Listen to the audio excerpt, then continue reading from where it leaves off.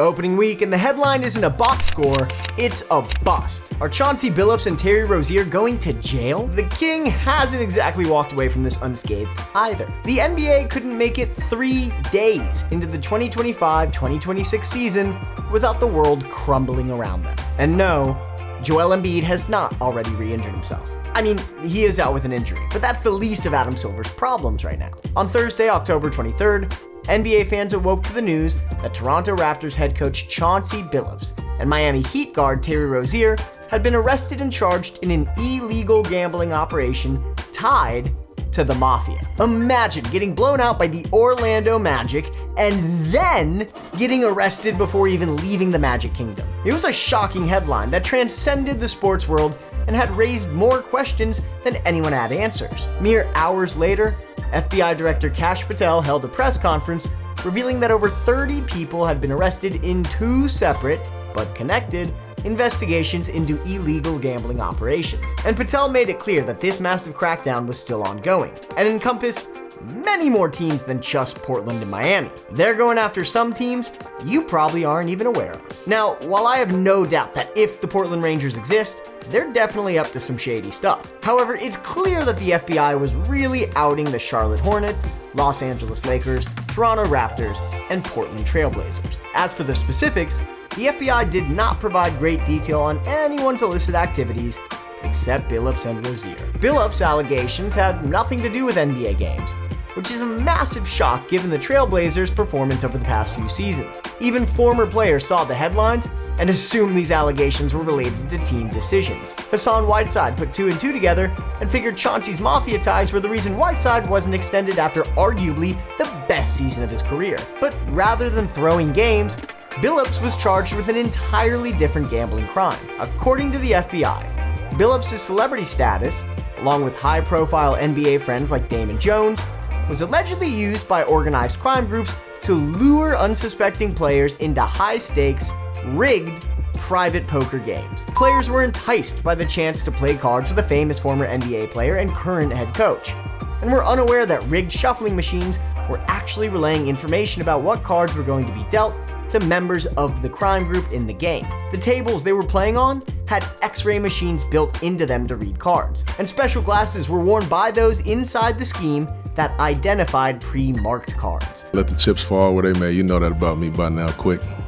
They were basically playing poker in Dr. Evil's lair. All the setup was missing was the shark-filled pool. In this situation, it wasn't so much the general public who was cheated, as much as fans and casual players of poker, which is the most popular card game in the world.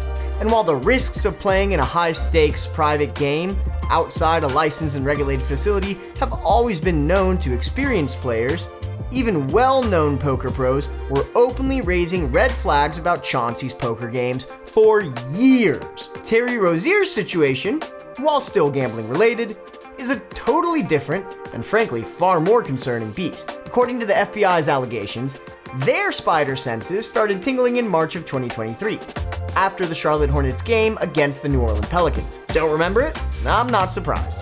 Honestly, I'd be impressed if you could name 3 Hornets or Pelican games from the past decade and a half. What made this game so unique? US Integrity, a firm that monitors betting markets for suspicious activity, essentially the gambling watchdogs, informed sportsbooks and league officials that an unusual influx of wagers involving Rozier were coming in ahead of the Hornets games versus the Pelicans. Bets that usually involved the then Charlotte guard hitting the under on certain stat totals, like points or rebounds. For a player averaging 35 minutes and 21 points a game at that time, this was such an unusually high quantity of bets on Scary Terry underperforming that some sportsbooks reportedly stopped accepting bets. When Vegas won't take your money, something's gone horribly wrong.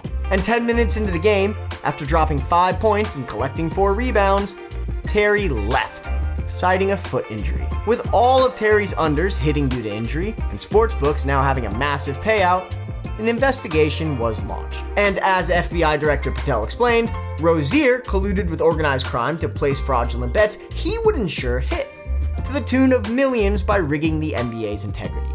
Of course, the question naturally on everyone's mind: what does this mean for LeBron James's legacy? Well, the king hasn't exactly walked away from this unscathed either. A federal indictment related to this case explains that Damon Jones, mixed up in nearly every type of crime brought forth by the FBI, allegedly provided confidential medical information to one of his associates during a 2023 Lakers game. Jones informed his contact that LeBron James was injured, something that the Lakers had not publicized at the time, and insisting that the associates place a bet on the opposing Milwaukee Bucks. So, what's going to come out of all this? Well, it's really too early to tell.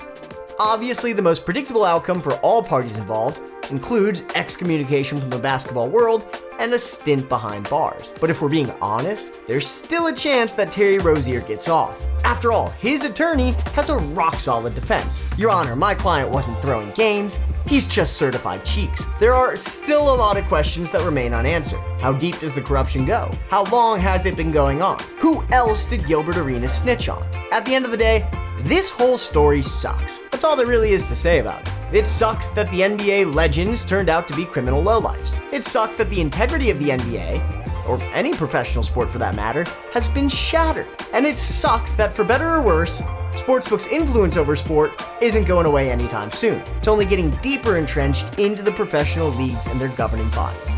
And less than a decade into the NBA's partnership with gambling, we're all seeing the adverse effects that the temptation to easily, albeit immorally and criminally, profit can bring. Bottom line, fans got played, lines got moved, and trust took the hardest foul of opening week. The fix isn't easy. Blow the whistle, name the names, make the scoreboard mean something again.